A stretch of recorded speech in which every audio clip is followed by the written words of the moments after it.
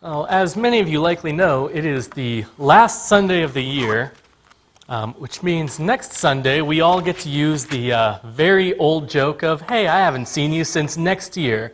If anyone says that, they're off my Christmas card list forever. Look, I have a dad who tells corny jokes. I've heard it more times than I've ever wanted to. But we've made it through another year. It has been a strange year. It's been a difficult year. For a lot of us, it has been a year that has challenged our faith in ways that we weren't ready for. But it's been a year for sure. And as we come to the end of it, I was actually planning on doing this lesson last week. Mitchell and I had prepared the schedule. This was supposed to be part of the series that we had been doing on aspects of worship. And so Mitchell and I had prepared this calendar, this schedule that we were going to go by, that started with the importance of Bible class, went through the acts of worship that we're familiar with, and ended with youth ministry. When we found out that Mitchell wasn't going to be here this morning, he didn't feel comfortable being out of the pulpit 3 Sundays in a row. He felt like to be out of the pulpit 3 Sundays in a row would almost be an abuse of how kind this congregation is to him in allowing him those times off. So he wanted to preach last Sunday, and he gave us a great lesson last Sunday. And so this Sunday, the last Sunday of the year, I get to talk about youth ministry. And honestly, I'm glad that it fell here, because as we close out this year, I really do want to take the opportunity not only to thank everyone here for giving me this chance, giving me the ability to be a youth minister, and give a report in a way of how I feel that I've been helpful to this congregation, but I also want to ask for your help in the future. And we're going to get into that in just a minute. Before we get started, I want to extend another thank you to, that we don't often say, but I know that Mitchell is thankful for it every week. But I'd like to thank our song leader this morning for picking out songs that went along with the theme of this lesson. I know sometimes it can be difficult to find songs that fit with what's being preached about. Back when I was going to Estes, the preachers had a game that they would play where they would try to pick sermon titles that were as difficult to match as possible. And Mitchell and I don't try to do that, but sometimes it can be difficult to find songs that go along. And so I just wanted to thank you, Will, for taking that effort. This morning, we're going to talk about youth ministry. Growing up, and even today, one of my favorite TV shows in the world is Star Trek: The Next Generation. Yes, I'm a nerd. I watch Star Trek. I've seen 3.5 of the 5 series because Discovery doesn't count. The Next Generation was my favorite. It was great. If anyone ever tells you that Kirk is a better captain than Picard, cut them out of your life. You don't need negativity. But The Next Generation was great. It had this great cast of balanced characters, and it was showing you that Star Trek is more than just 3 seasons of Spock and McCoy getting on each other's nerves, right? This is more than that. There is now a new generation of characters that you can meet and fall in love with, and if you're like me, here's a little bit of a secret about me that even Mallory didn't know until this morning when I'm about to say it. The reason I grew a beard in the first place is because I wanted to look more like Commander Riker. Because growing up, I loved him, and he had a great beard, and I was like, hey, I might be able to grow a beard. And now my face just looks awkward without it, so I can't get rid of it.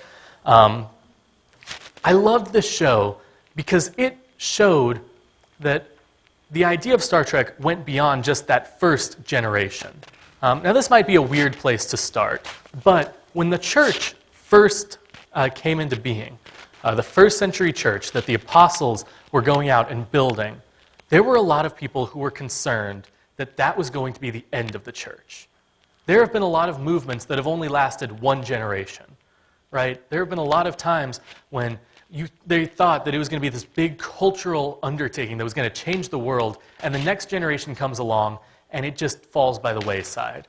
One fairly recent one, as far as world history is concerned, that comes to mind is the hippies, back from the 60s and a little bit of the early 70s.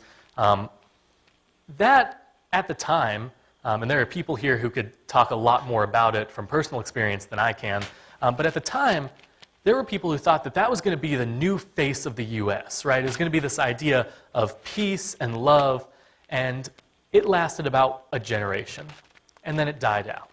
And we could talk more about different movements, but the idea is people were concerned that Christianity wasn't going to last. People were concerned that Christianity was going to have its day in the sun, and then it was going to die. And then it was just going to go where all religions go at the end of time, just off in its own corner with its own little extremists. People thought that Christianity wasn't going to last. And I think we can all be very happy in knowing that it has lasted for 2,000 years at this point. Christianity has made an impact on the world that no other religion has. Christianity has impacted the world in a way that no other cultural or religious movement ever has. And part of that is due to people training up younger Christians and teaching them what Christianity is about. I love this job. I want to thank everyone here for giving me this opportunity to work this job because it is my favorite part of the week. I love getting to come here on Sunday morning and on Wednesday evening and the different events we'll have throughout the month. And yeah, it can be discouraging sometimes. Every job can. But I love this job, and I would not trade anything in the world for this opportunity. I absolutely love getting to work with these kids. But being a youth minister is difficult. Everything on this slide is something that I have either been directly told as a youth minister or something that I have read other people write about youth ministry. The first one, actually the first two are kind of one and the same, but the first one, youth ministry is just a stepping stone to being a preacher. Right? There are a lot of people who have this mentality that, if you want to be a preacher, start off as a youth minister, right? It's just youth ministers are just junior preachers. I was in a class recently that was teaching about how to be a minister, and the teacher in that class was telling the kids that if you want to be a preacher, start off as a youth minister. So growing up, it's hard being a youth minister when you're told all the time that it's just a stepping stone to being a preacher, that your ministry will always be second to pulpit ministry. I've been told that if we have a good enough preacher, we don't need a youth minister. Look, there are some really great preachers in the world who also fill the role of youth minister, and I applaud them. They are doing more work than any one person should have to do by taking care of both of those needs. But the fact of the matter is, even if you have a good preacher, your congregation is only going to get better if you also have a good youth minister. There is never a time where you have a preacher who is so good that an extra minister won't help. I've been told that youth ministry is just a babysitter that gets paid by the church. This is probably one of the more common misunderstandings, probably one of the more common, and one of the ones that can be true if the youth minister isn't doing their job right. There are some congregations that youth ministry really is just a place for the parents to drop off their kids and not have to deal with them for a few hours. But that's not what it's supposed to be. Okay, I'm not a babysitter, and just going to say, none of the kids in the youth group, they're all old enough that they don't need diapers, but if any of you drop off a kid with me that does need a diaper, it's not going to get changed, because that's gross, and it's your kid. I'm not a babysitter. Another question that is often asked, another thing that I've been told, why should the youth minister get their own special ministry, right? Why should the youth have their own type of ministry when no one else does? Frankly, I think that's a failing of our modern design of the church. There should be other special ministries. There should be other specialized focuses where other groups of people are getting their own specialized time, but we're still all part of the same church. I've been told there's no difference between preachers and youth ministers. And anyone who says that clearly doesn't know what either job entails, because there is an obvious and clear difference. But then the one that hurts the most, and this is one that I've been told directly to my face by someone who knew that I wanted to be a youth minister, we don't need youth ministers. Do you know how much it hurts to be looked in the face and told your job doesn't matter? What you want to do with your life, no one actually needs it, okay? Look, I'm not an English major. I'm doing something that actually matters. One of my roommates is an English major. I can make that joke. I've been told to my face that we don't need youth ministry. And that hurts because growing up, I was impacted by youth ministry a lot, and I wanted to share that impact, and to be told that it was going to end up being pointless, you guys can understand why that would make an impact on me. Now, fortunately, I don't think we have a single person in this auditorium who believes any of these statements, and I'm very thankful for that. I don't think anyone here would say that youth ministry is not necessary, or would say that it's just a stepping stone to being a preacher. But there are people who actually believe these things. There are people who unironically and unapologetically will tell any youth minister in the world that their job is unnecessary. And I think that's really sad. So this morning I want to spend a little bit of time talking about youth ministry and why I disagree with all of these and why I think it's absolutely necessary. But first, so as we get started, I'd like to introduce you to the purpose of youth ministry. Okay? First, I want to talk about what we don't need in youth ministry, and that is the one-eared Mickey Mouse.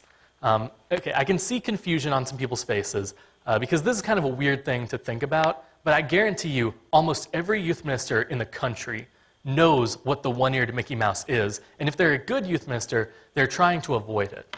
The one-eared Mickey Mouse is the idea that we have the church, and the church is its own body, right? The church is this family of people, and then on the side, we also have the youth group. And we can come together, we can have services together Wednesday night, Sunday morning, we can meet in the auditorium, but overall, they are two separate groups that do their own thing. And that's wrong.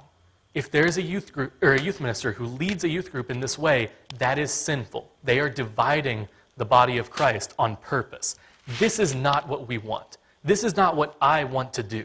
Okay, I don't want to lead a youth group that is separate from the church as a whole, because that is wrong.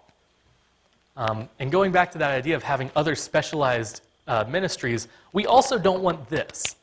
We don't want to have the church as a whole, and within the church, we have all of these little bubbles that never interact. We have the youth ministry, and then we have the senior ministry, we have the ladies, and we have the new converts, and we have the couples ministry, and all these different groups, but they never actually do anything together, right? I don't want to lead a youth group that doesn't know the names of the rest of the church. I don't want to lead a youth group that doesn't know how to serve in other aspects. And if we had a senior ministry here, we don't want that to be a group of people who don't know the names of the young people in the church. The idea of the church is that everyone is working together, that we are all part of the same body. Youth ministry is not supposed to be a bubble on top of the church. It's not supposed to be an ear on the Mickey Mouse. It is supposed to be a part of the same body, part of the same congregation. And if anyone has ever felt that I've led the youth group in that way, if anyone's ever felt that our youth group has become a one-eared Mickey Mouse, then first I'd like to apologize, and I would invite you to confront me about that, because if I'm leading the youth group in that way, I want to know and I want to correct that, because that's sinful and it's wrong. But getting back to the purpose of youth ministry, it is important in the church to ensure that people know what we believe. It is important that we all have an understanding of what we believe and why we believe it. It is often in church circles, it is known as correct doctrine. But frankly, the easier way of putting it is, why do we do what we do? The verse that I have up there, Acts 18, verses 24 through 28, is the story of a man named Apollos. And Apollos was out teaching about the baptism of John. And what this means, this is in the book of Acts. So Jesus has already been crucified, he's already been resurrected, and he's ascended back into heaven. So the baptism of John is no longer necessary. The baptism of John is outdated. We should be teaching about the baptism of the Holy Spirit now. And so Apollos is out, and he's a great speaker. Right? He is out, and he is very eloquent, he is very moving, he is convincing people of what he believes in, but he's preaching something that's wrong. He is preaching something that is outdated, that is not right anymore. And so these two characters, Aquila and Priscilla, they come up, friends of Paul, fellow workers who have worked with Paul, and they realize that Apollos is a great speaker. And they realize that Apollos is such an eager Christian, an eager believer in God, that he wants to do what's right, but he's just mistaken. So they confront him privately, and they correct him on what he's been teaching. They say, we see what you've been saying, but you're a little bit misguided. Let us show you what the baptism you should actually be preaching. And the amazing thing is, Apollos listens, and he starts preaching the baptism of the Spirit, and people are converted to Christianity for that. It is a great lesson that teaches us the importance of correcting false doctrine. One of the purposes of youth ministry is to teach young people what the church believes in, what the church is about. I grew up in a church that didn't have a youth group. I grew up in a church that was very small. It was probably about the size of Bolivar, maybe a little bit bigger, but a lot less young people. And so there were probably 2 people my age. And as we were growing up, I never really learned why we believed all these things we believed. I knew that we didn't use instruments, and I knew that if someone asks, you say Ephesians 5:19, but I didn't know what that meant. I didn't know why that verse led to that conclusion. I knew why we were supposed to be baptized, or I knew that we were supposed to be baptized. I knew that we were supposed to be baptized for the remission of sins, and if people say anything about it, point them to Acts chapter 2, but I didn't know why that chapter led to that conclusion. I had been taught all of the facts, but I hadn't been taught the reason we believed them. Part of youth ministry, part of ministry in general, is making sure that people can defend their faith, making sure that people know why they believe what they believe, because that is incredibly important. Now, a question that people are undoubtedly going to ask about youth ministry is, why do we need a new person to come and do that? Right? Why can't the parents just teach their kids that? And while we're going to talk a lot more about the relationship between the youth minister and the parents later on in this lesson, I'll just give you a few examples of why a youth minister could be very helpful for that. First off, what if you have parents that don't?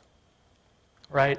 In a perfect world, every parent in the world is raising their kids up to be a Christian, but we don't live in a perfect world. One of my best friends growing up had 2 parents that didn't teach him a lick about what Christianity means.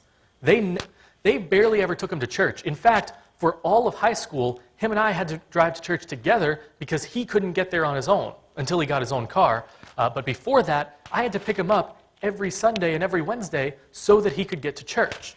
There are some parents who don't teach their kids. And so if we're going to say that we should just leave that up to the parents, we are assuming that every parent is going to do their job. I would love to live in that world, but we don't.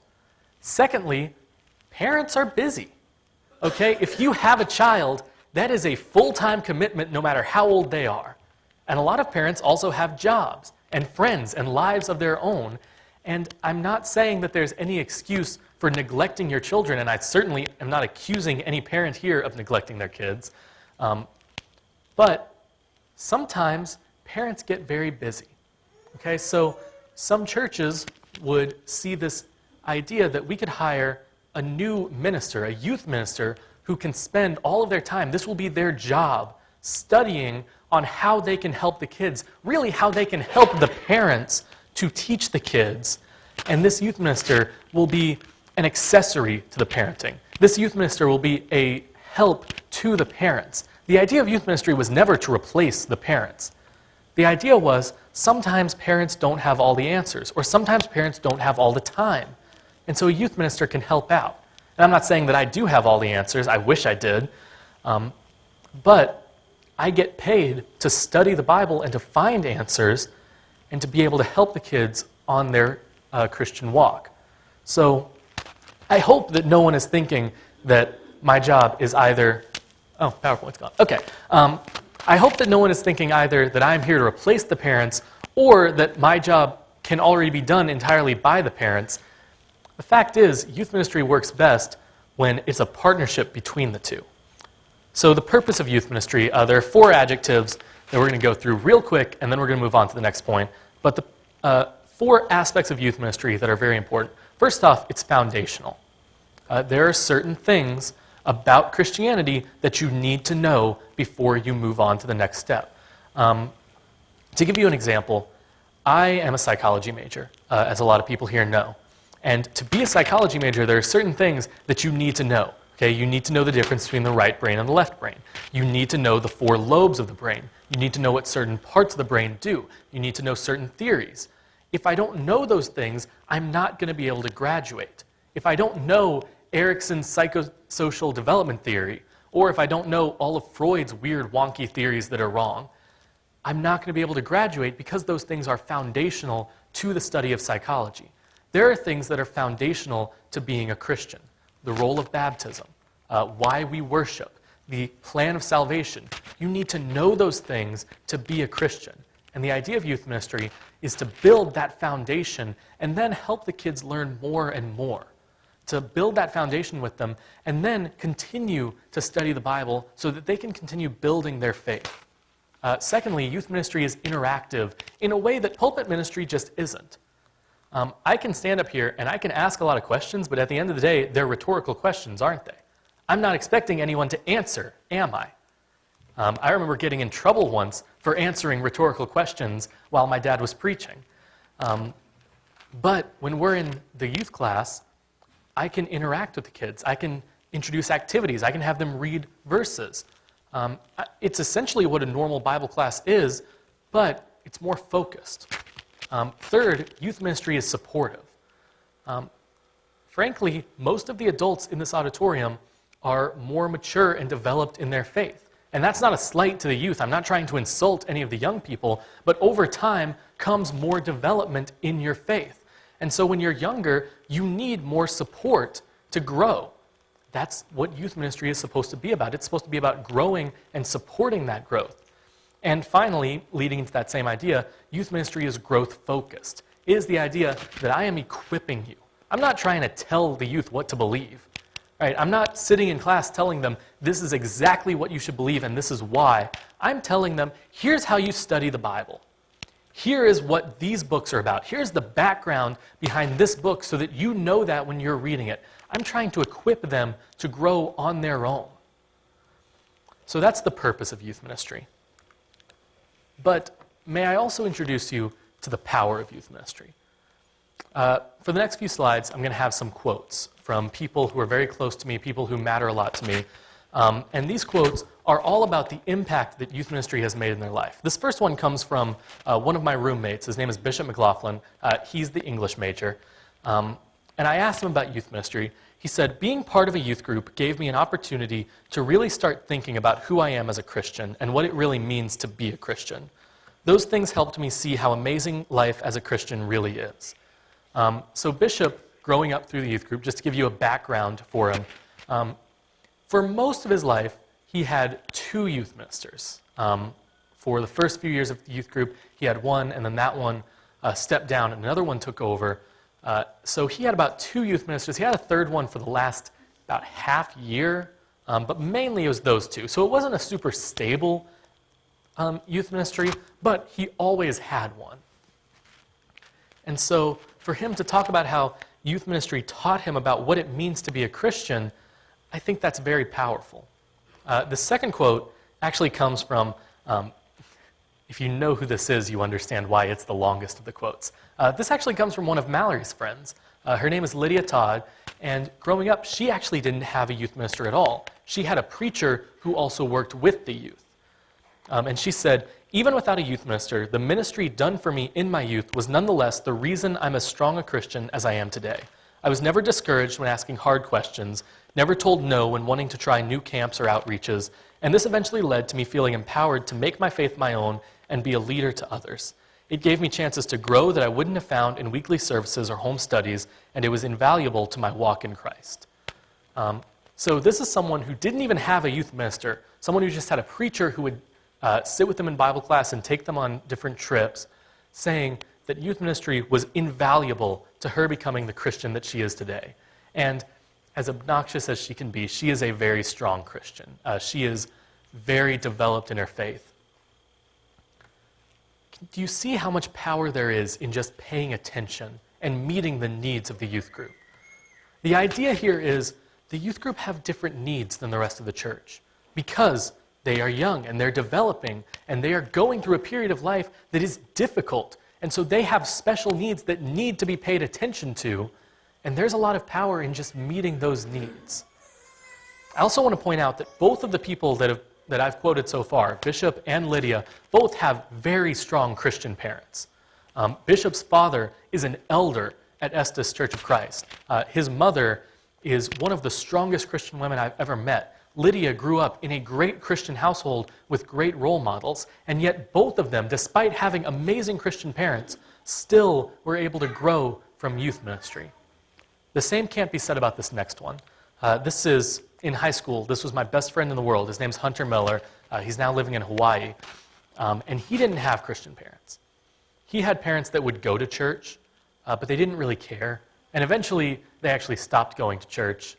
His dad still goes to church now, but his mom doesn't. They're divorced. And Hunter said, I really started going to Estes when the youth group kind of fell apart leadership-wise. So the most impact I got was through you and all of our other friends there. That was the majority of my time in youth ministry. I guess the impact it left on me was the impact of community. It taught me to care about others. We are social creatures. As humans, we need to be around other people, and there is strength in being around other people who think and believe in the same way that we do. And so Hunter shows here, and he didn't want me to put this in. He said that he couldn't give me a good quote for this reason. And I said, this makes a stronger point than anyone else that I've talked to so far. Because his point is, there is power in simply having a community of Christians. That's what the church is, isn't it? It's a family, it's a community where we can all be together. But there's power in being around people who not only believe the same thing that you believe, but are going through the same struggles that you are. And this last quote, this will come from someone who the name might be a little familiar to you. This actually comes from Gracie Doyle, one of our own. And she says, youth ministry is one of the reasons that I am the Christian I am today. It's provided me with the knowledge of God's teachings that I can use for the rest of my life. I can now go teach others how beautiful God's word is. Youth ministry is amazing and is a foundation for any teenager. Because of youth ministry, I now know so much more than I ever could have imagined. It's given me the encouragement to spread the word, to dig deeper into the Bible, and to strengthen my relationship with Christ. If there is anyone who is still doubting the power of youth ministry, you can see it here in our own congregation. What was it, a month ago now that Spencer was baptized? We can see the power of youth ministry here in our own youth. And I'm not bringing this quote up to talk about how great I've done, okay? Frankly, I could have done a lot better over the past year and a half that I've been here. Frankly, I have not been the youth minister that I should have been most days. But there's a lot of power in just having someone who is there, in having someone whose job is to care about the youth, okay? I don't want anyone to think this is just here for my ego trip, okay? That's not the point of all this. The point is to show you the power that there is in having people who pay attention to the young. Jesus never once strayed away from talking about how important it is to train the young. Jesus constantly talked about how we should be like the young. He said, let the little children come to me because they need to know what it's like. They need to be in contact with me. Jesus understood the point of the youth. Jesus understood the idea that we need to be taking care of our young people. There's an old quote that a lot of preachers will say. It's been going on for generations. And they'll say, the church is only ever one generation from dying out. And that's true. If we have a generation of Christians who all just decide we are not going to teach the next generation, then there is no next generation. Christianity is dead, and that's it. No more people going to heaven, no more salvation. That's the end of the story. And that's sad. That is the reason that we need to be spreading the gospel. But there's a flip side to that, that Christianity is only ever one generation away from exploding. Christianity is only one generation away from taking over the world, from turning the world upside down, as was mentioned in Acts 17, 1 through 9. And I have a colleague who believes that the generation that is coming up today is that generation. He says that, and this is someone who taught one of my classes at Freed, and he said this word for word, if we as youth ministers do our jobs, the next generation of the church will be the strongest one we've seen in over 1,000 years. That is the power of youth ministry. So finally, before we close this morning, and I know it's already getting to be that time, I would like to introduce you to the limitation of youth ministry. Job's not perfect. I'm not perfect. No one is. And this job has its limitations. I remember a story of a youth minister who had been met with a lot of hardship, and there were a lot of parents in that congregation who thought that he wasn't doing his job well enough. There were a lot of parents who were complaining about how he wasn't helping the youth enough. He wasn't being there for them. And so he had a deal going similar to the one that Mitchell and I have that he preached about once a month. And he got up for his sermon that Sunday morning, and he said, if every parent that's in this auditorium this morning will do their job, I'll resign. And he told me that. I was in a class of people who wanted to be youth ministers, and there was not a single sound. You could hear a pin drop in that classroom. Because that's a bold statement, right? First off, he is straight up calling out the parents and saying they're not doing their jobs. I put this in quotes so that no one will be confused, because I'm not saying this. I'm quoting someone on this. Frankly, I would be terrified to say this because I think the parents in this auditorium are already doing their jobs. And if I were to say this, I would have to stick to my word and quit. And I don't want to. I like this job. But it brings up an interesting point. Youth ministry is only as strong as the youth are... let me start that sentence over. The effect of youth ministry is only ever as strong as the youth minister's connection with the parents of the youth group. Proverbs 22, verse 6 is a great verse. Train up a child in the way he should go, and when he is old, he'll not depart from it. First off, something that should be mentioned, this isn't a 100% guarantee. Just because you teach a kid the right way doesn't mean that there's nothing that can lead them astray, but it's a principle. It's the idea that, generally speaking, 96% of the time, if you teach a child what's important from when they're youngest, they're going to keep those principles when they're oldest. As I've mentioned a few times, there is this misconception about youth ministry that it's just church-mandated babysitting. That's not what I want.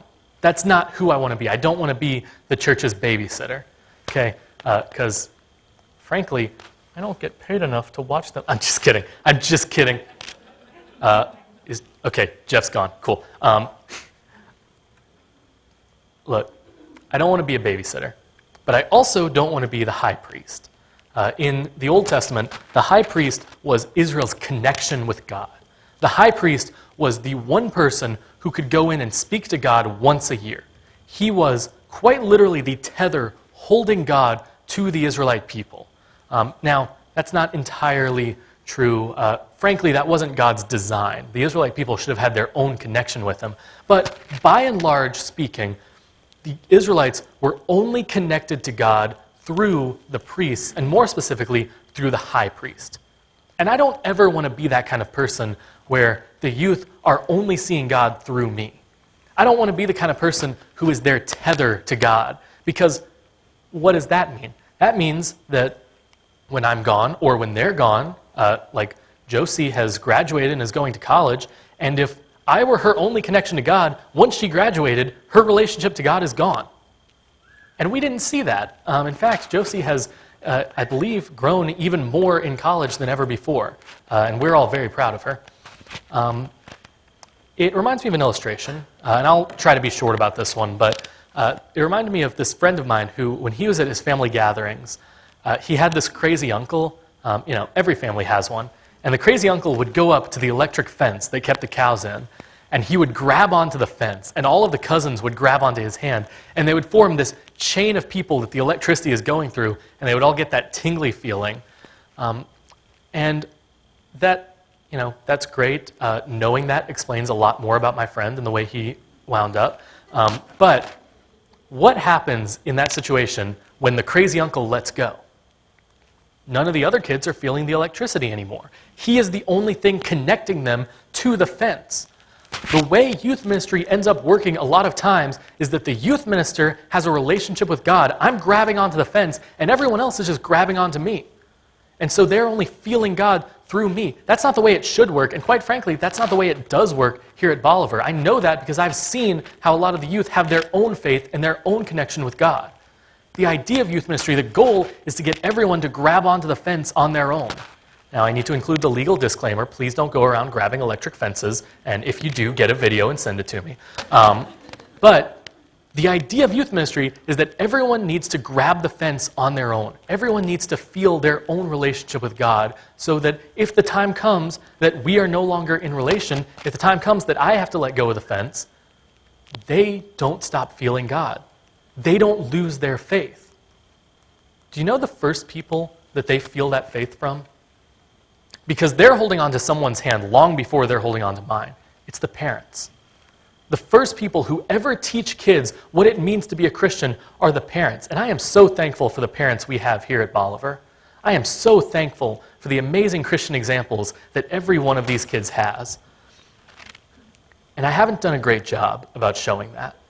I mentioned that I wanted to ask for your help at the beginning, and this is where I do that. I have not done a great job of being in contact with the parents. I haven't done a great job of talking with them and helping them to be involved in the youth ministry. And for that, I'd like to apologize, and I'd like to make things better. I'd like to make amends for that. So on Wednesday, I'm going to bring a piece of paper that is going to include certain activities that parents can do to help out with the youth group, whether it be hosting devotionals at their house, or chaperoning events, or helping lead certain events. I want the parents to be involved. And so first off, I'm going to have that sign-up sheet. I'm going to put it on the youth board out in the lobby. But second off, I want to be available if any parents have concerns. Last Sunday, I believe it was last Sunday. No, it was 2 Sundays ago. Mallory and I ate with the Engel family. We had lunch with them after services. And it was a really great experience getting to talk to them and getting to know them more personally.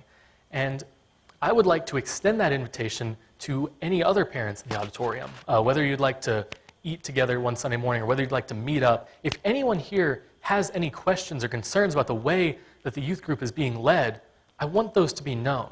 And so I'd like to open myself up to the parents of the congregation, or really anyone else who has concerns. And I'd like to start a new era of the Bolivar Youth Group next year. I want this to be an era of partnership between the entire church helping to raise this generation, because we are only one generation away from the Bolivar Church of Christ dying out. But we're also only one generation away from needing to get a new building because it's so packed with people who want to hear the gospel. So I am offering this invitation to any parents who have concerns, any parents who have ideas that they want to bring, any parents who want to be more involved in youth ministry, bring those, because I want to hear those ideas. I want to hear those concerns, and I want to be a partner with you in helping the kids to be the best Christians that they can possibly be. Ideal youth ministry happens when a youth minister works as a helper to the parents of the congregation. Ideal youth ministry is when we are all working together. They say it takes a village to raise a child. Well, we have more than a child and we have less than a village, so we all have our work cut out for ourselves. And it's almost insulting to call them children, because a lot of the kids in the youth group have such strong and mature and developed faiths, and all I want to do is help those get stronger. So this morning, as I close out this lesson, sorry, I guess I should have moved on a little bit further. But yeah, here are the things that the parents can do to continue strengthening their kids. And these are things that I'm willing to bet that a lot of parents have already implemented in one way or another. I'm just asking that we can work on it together. We can be partners in all of this. So this morning, as we draw to a close, I know this was a lesson that didn't necessarily apply to everyone. And I'm sorry about that. But this was a lesson that was important. If you are the kind of person who, if you don't have a kid in the youth group, or if you don't have any stake in that, I hope this lesson was still I hope this lesson still helped you. I hope that you still saw the importance of youth ministry, because it is something that every Christian can help out in. So this morning, as we draw to a close, I want to, as we always do, offer the invitation to anyone who is struggling in sin, anyone who's straying away from God, anyone who needs to be baptized, needs to be added to the church and forgiven of their sins, or if you've already been baptized and you need to be forgiven of transgressions you made after that, if you need to be forgiven of things that you've been engaged in, the invitation is always open. Even if the lesson doesn't necessarily lend itself to the invitation, there's never a wrong time to ask for forgiveness for your sins. So this morning, as we close, I just want to offer that invitation and let everyone know that if there is any way that this congregation, this community, this family can help you this morning, please come forward and let that be known while we stand and sing.